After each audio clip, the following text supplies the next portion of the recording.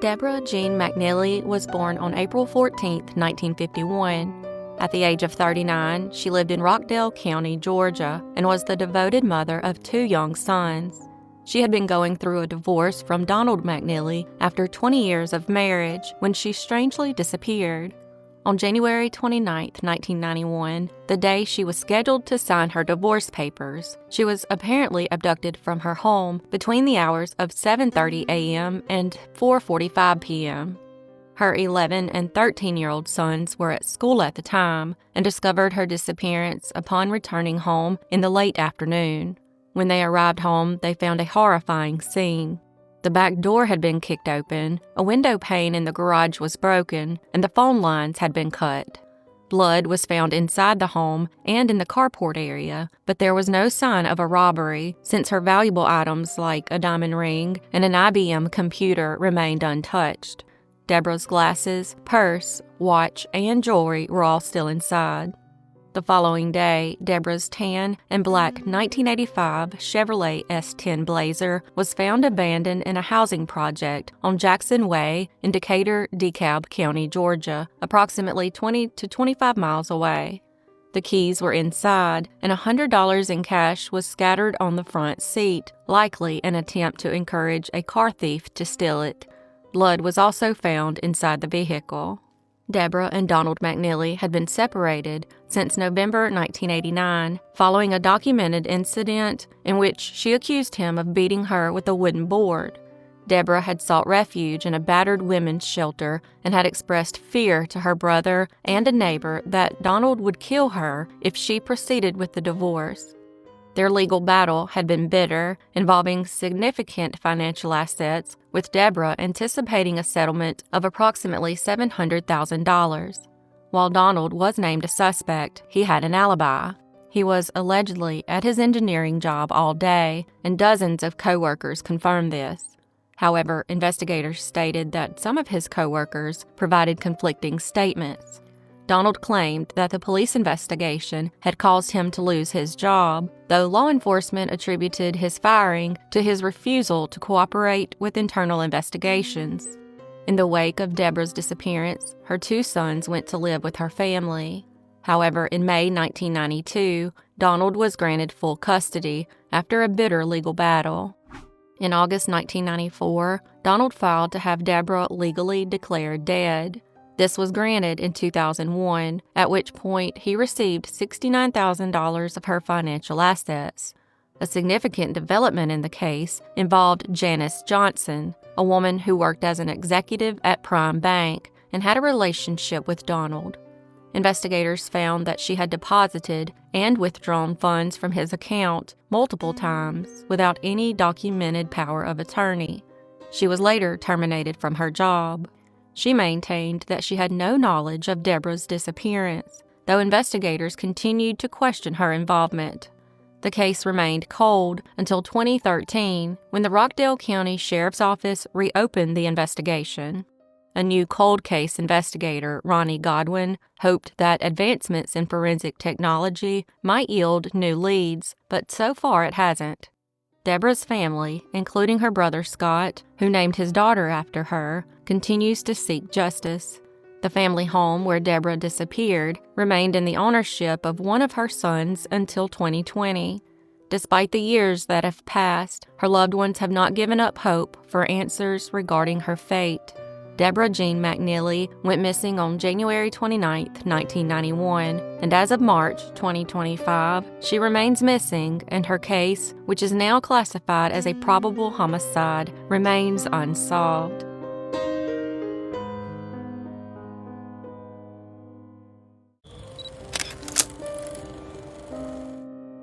Nicole Aurora Marcum was a 23-year-old her whole life ahead of her when she mysteriously vanished in Baytown, Texas, in April 2019.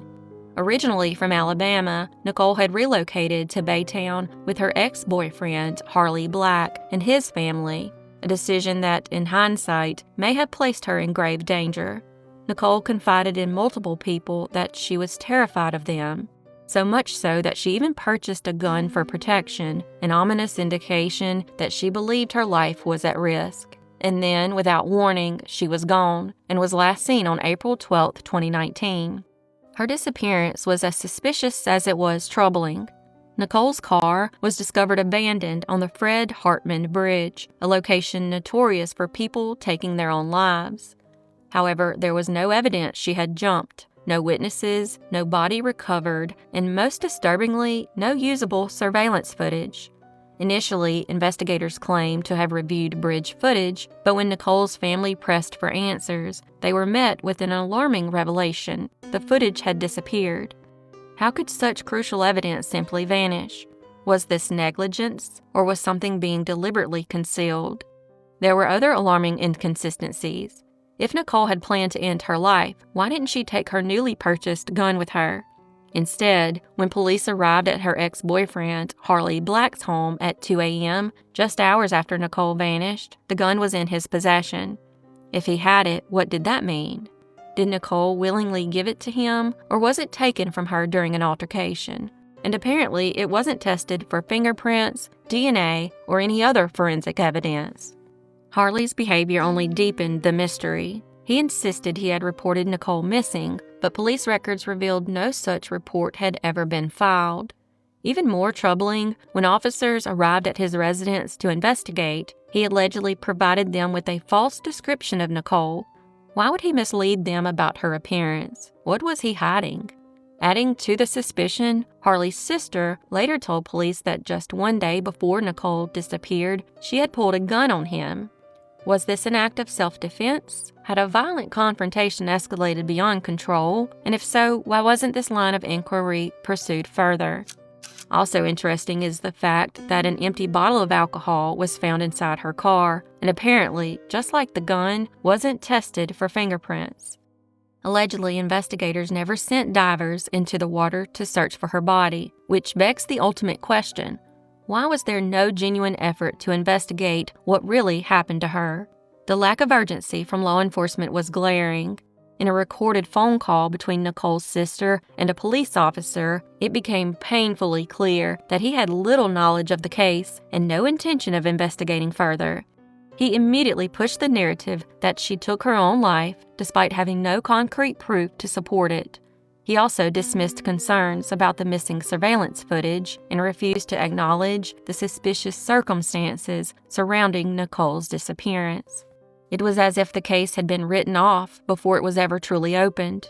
Here is the recording of that call. Hello? Miss Marcum? Yes.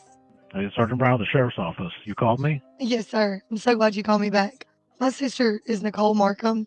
She went missing in 2019. She was the car that was found on the bridge belonged to her with all of her belongings in it. And I was told that her name had been cleared, meaning found or closed. And I'm just trying to get facts about her case. Has she been found? Ma'am, I have no idea what case you're referring to. Can I give you her name and her case number? You didn't give me the case number. Okay, give me 1 second, please. Okay, that case number is 190403916. Okay, you have to give me a minute to look. Okay. Yes, sir. And is this Investigator Brown? Well, I'm Sergeant Brown. I'm sorry, Sergeant Brown. Did I work this case, or? No, you're the supervisor, I'm assuming, of the Investigator Farrell that was originally that took the case or assigned the case. Okay. And I was told he no longer worked in that department, so they closed the case. Is this the case of she left her car on top of the bridge out there on? Fred Hartman Bridge. Yeah. Yes, sir. Okay. Yeah, that case is probably closed now just because they never found any sign of her. They never looked into the boyfriend. They've never looked into the family. That she was drunk, bought a gun, the accusations of child abuse and sexual molestation. None of that was looked into. Yeah, I want to say that when they were looking into the case, they decided it was probably. They probably, but my thing is, the accusations that was made for my sister that pretty much probably costed her life was of the sexual molestation that was happening to a home that was during drugs. Drugs use was in the home. They jumped her, took her phone, broke her laptop. They took her phone where she couldn't call 911. None of that was looked into. And I just don't understand why. They automatically assigned it as a and never looked into the boyfriend, or even the boyfriend's previous girlfriends that went through abuse. Okay. Like, nothing has become of it. Even those babies or kids that's living in that home. Okay, well, I'm not aware of any of that stuff. I mean, do you not think that it's... No, no, sir, I do not. Never have. Okay, have you voiced any of these concerns to anybody previously? It's brought to light on Facebook. His previous girlfriends, what they went through. No, that's irrelevant. The abuse that she endured while she was alive or whatever from the boyfriend. Like, I've got family that can make statements, but we're here in Alabama. I've got 3 kids and I've got transportation issues. It's not reliable to make that trip.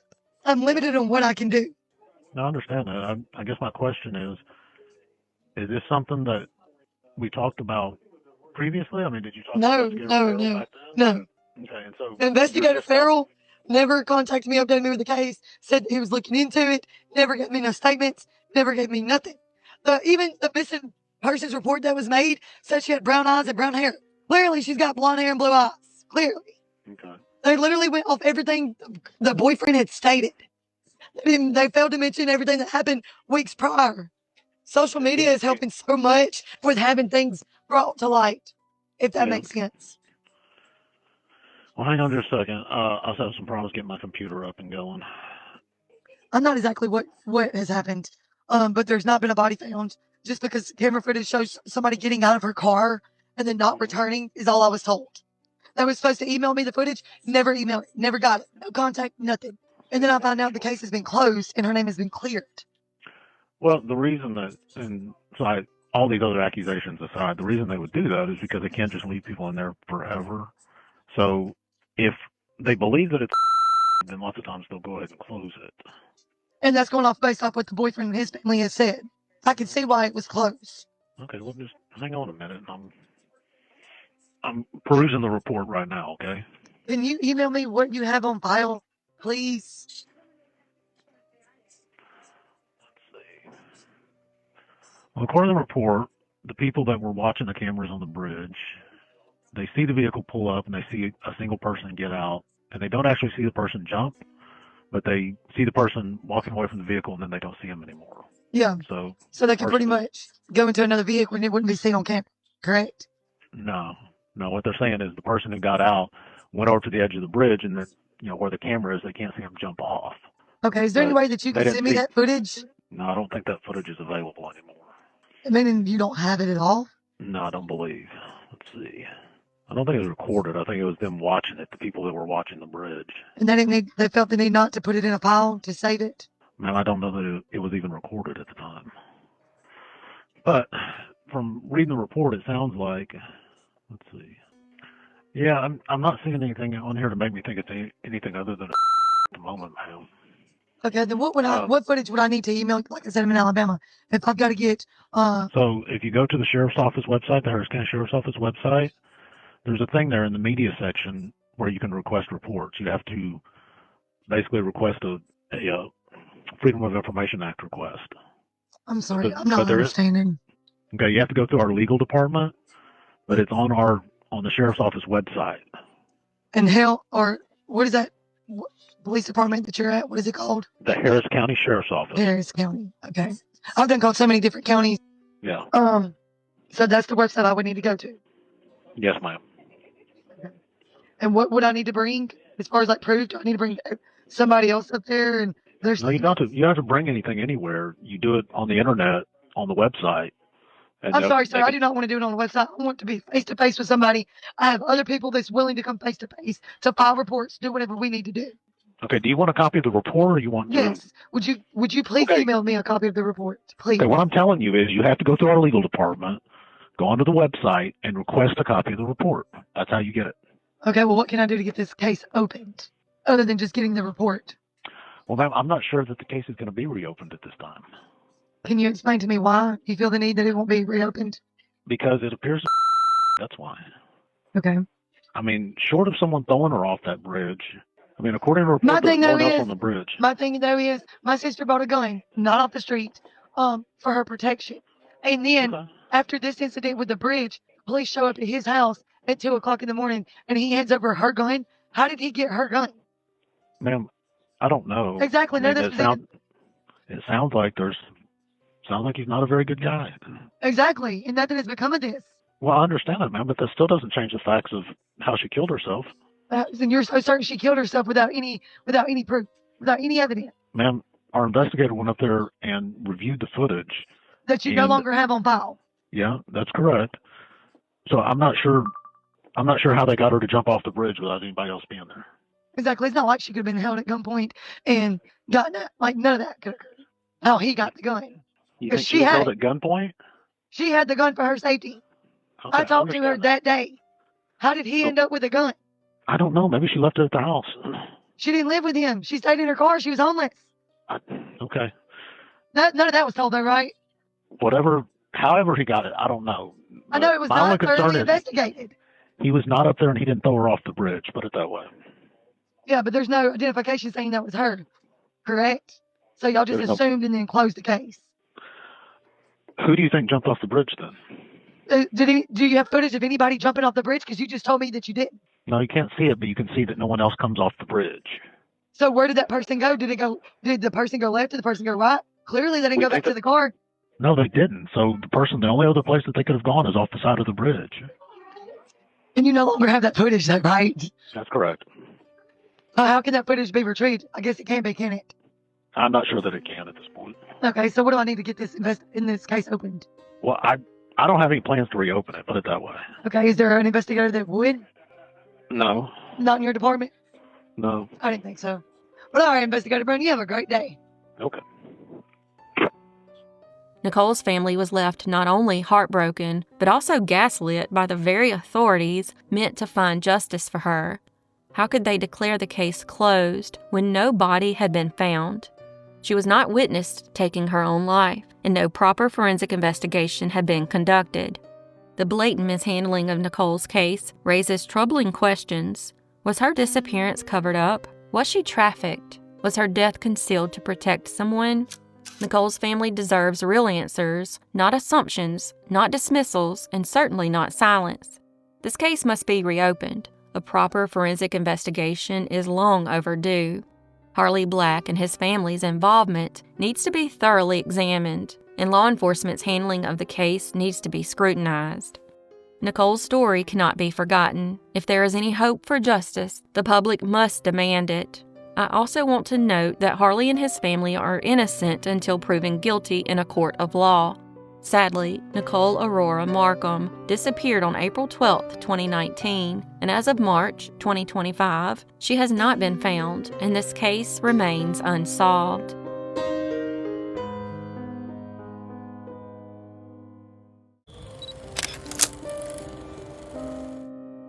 Shelva Jean Rafte, known as Shelley, was born on May 24, 1962, and was described as an open and honest person. At 44, she lived on Cleveland Street in Pittston, Pennsylvania, and worked at the Scott 60 truck stop in Scott, Pennsylvania. She was a mother of 4 and was known to be close with her family, especially her sisters. On May 28, 2006, Shelley attended her daughter's graduation party at her sister Joanne's home in Nicholson Borough, Pennsylvania. The party was a big event, and Shelley and her best friend Faith Lewis had spent the days leading up to the party preparing food. That night, Shelley arrived at the party with her on-again, off-again boyfriend, John Pera, which surprised her family because of some comments Shelley had recently said about looking at John if something ever happened to her. When asked why, she said that it was because she knew too much. Things at the party didn't go very well, and at around 10:30 p.m., guests saw Shelley and John arguing outside by his truck. After leaving the party, Shelley and John went to his home in Jenkins Township. Sometime after 1 a.m., according to John, they had another argument, and Shelley decided to walk the approximately 1.5 miles back to her home. Unfortunately, her family would never see her again.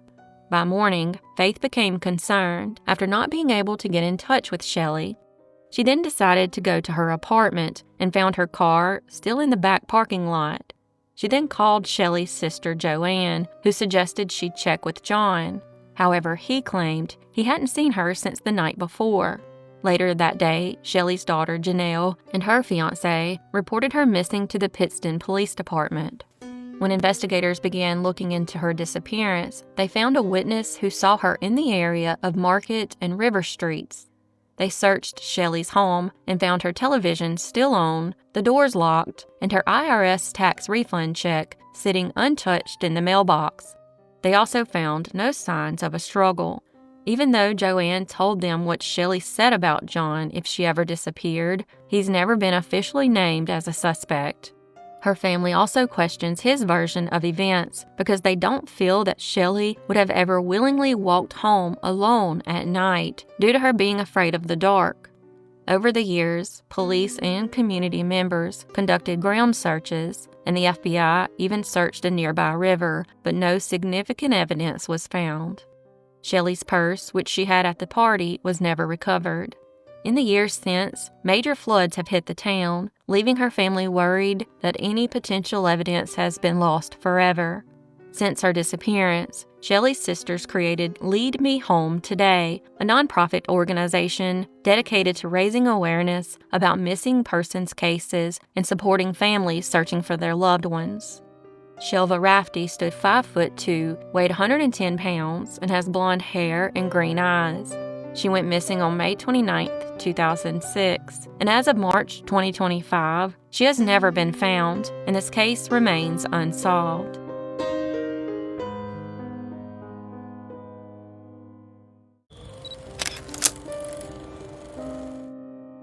Stephanie Marie Casberg was born on July 11, 1951, in Colorado Springs, Colorado, but by the time she was a teenager, she had relocated with her family to Milwaukee. She was a recent graduate from Riverside High School and worked as a waitress at Mark's Big Boy restaurant near downtown. She lived with her parents and 6 brothers in an East Side duplex and was described as a vibrant, outgoing redhead with a happy and carefree nature. On July 9, 1969, a father and his 2 sons were fishing off the 8-mile road bridge near the Root River in Racine County, Wisconsin, when they discovered a severed human leg. Police were called to the scene, where they later found 2 arms and a severed head wrapped in a Milwaukee newspaper dated June 24, 1969. The remains were quickly identified as belonging to Stephanie. Near the body, detectives discovered her brown shoe, a bronze triangular earring with a blue oval stone, a pink blanket, and her purse. A torn photo of Stephanie was also discovered beside a road in Franklin, Wisconsin. While the exact distance from where her body was found, near the Root River in Racine County, to the location of the photo isn't clearly documented in official reports. The distance to Franklin is approximately 15 to 20 miles north from where her remains were found. Given the geographic separation, it suggests that the photographs may have been discarded separately, potentially during the transportation or disposal of Stephanie's remains. This detail could imply that the killer traveled through or near Franklin after committing the crime or while disposing of evidence. An autopsy revealed that Stephanie had been dismembered with precision at the joints using a sharp object, likely by someone with anatomical knowledge, such as a butcher or a medical professional. 2 small puncture wounds were initially noted on her neck, later confirmed to be consistent with stab wounds, which were believed to be the cause of death. The medical examiner estimated she had been murdered between July 7th and July 8th, just days before her remains were found. 2 weeks later, on July 21st, more of Stephanie's remains were discovered about 5 miles away from the initial scene. A dog had dragged a pelvis bone home, which led investigators to her torso and another leg inside a white cardboard box marked with Sunkissed.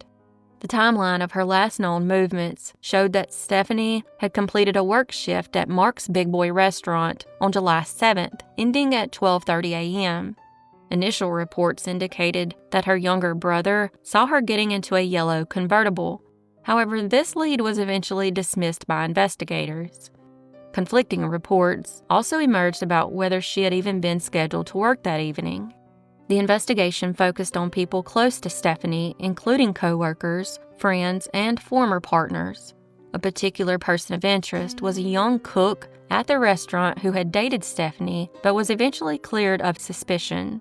Authorities also looked into a violent incident that occurred at the restaurant a month prior to Stephanie's death. The incident involved a co-worker who was attacked late at night after finishing her shift. The attacker had grabbed her from behind, held a sharp object to her neck, and threatened her life. She managed to escape after another coworker intervened, and the attacker fled.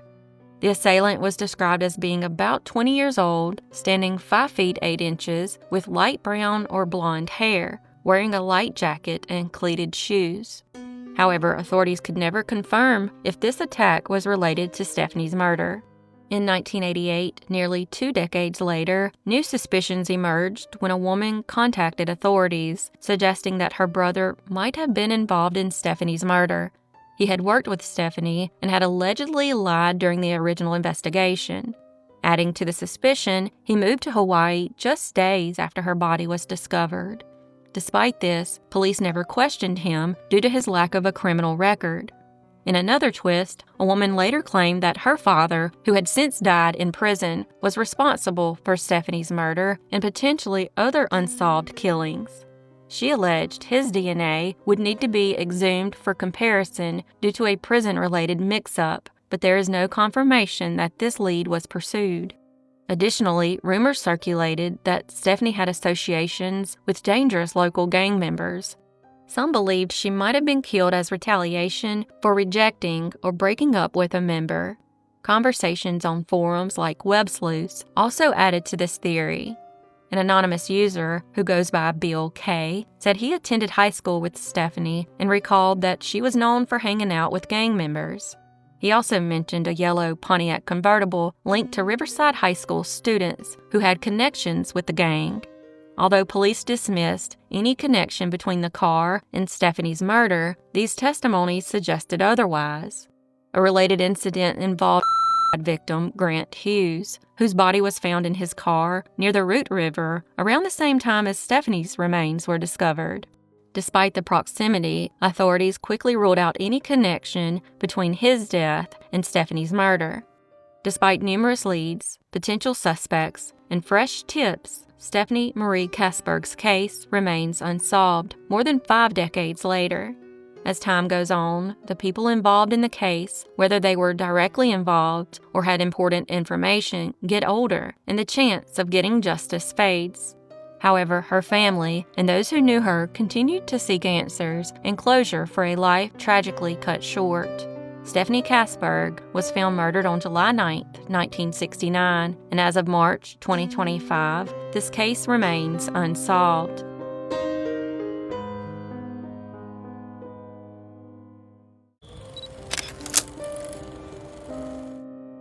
Theodoric Elton Hunter Sr., who went by Theo, grew up in Suffolk, Virginia.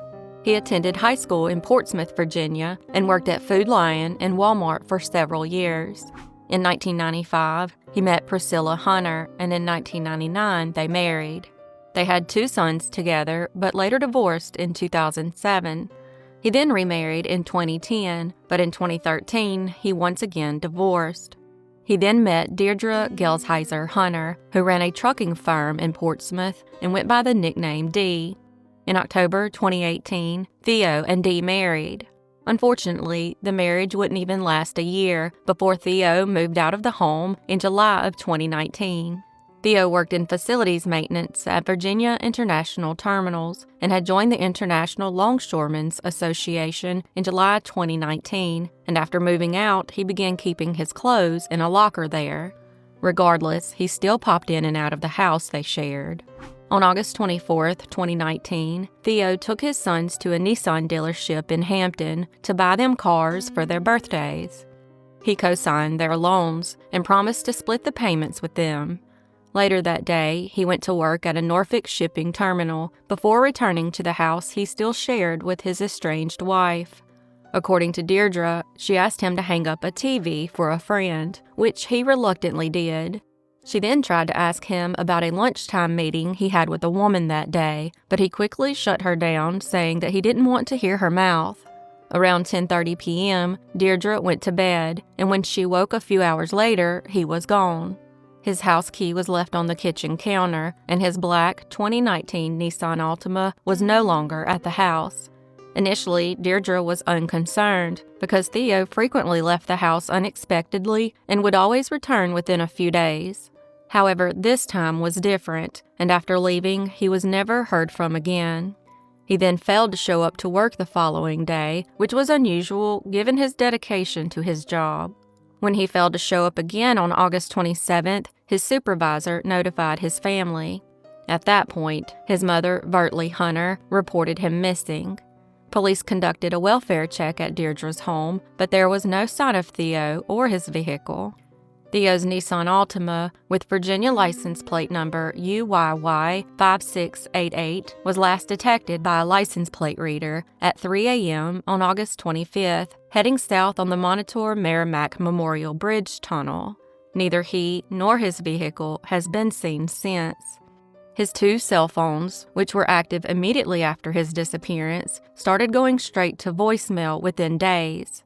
His social media and bank accounts have remained untouched, which is out of character for him. Theo's family expressed deep concern over his disappearance. His ex-wife emphasized that he was close to his 2 adult sons and spoke with them frequently. It was highly unusual for him to go missing without contacting them, especially considering his recent commitment to helping with their car payments. Deirdre described him as a very secretive person, saying he had a lot going on that she was unaware of. She referred to him as a walking secret, noting that he often communicated with people she did not know and rarely introduced her to his family. He was very close to his family and stayed in constant contact with them, which makes his disappearance even more concerning. Since he went missing, extensive searches have been conducted, including efforts by his sons, Jeremy and Adam. They worked with Exploring with Nug and searched several bodies of water in hopes of locating Theo's vehicle, but nothing was found. Theo stood 5 foot 10 inches and weighed 232 pounds when he vanished on August 24, 2019, and as of March 2025, he remains missing, and this case remains unsolved.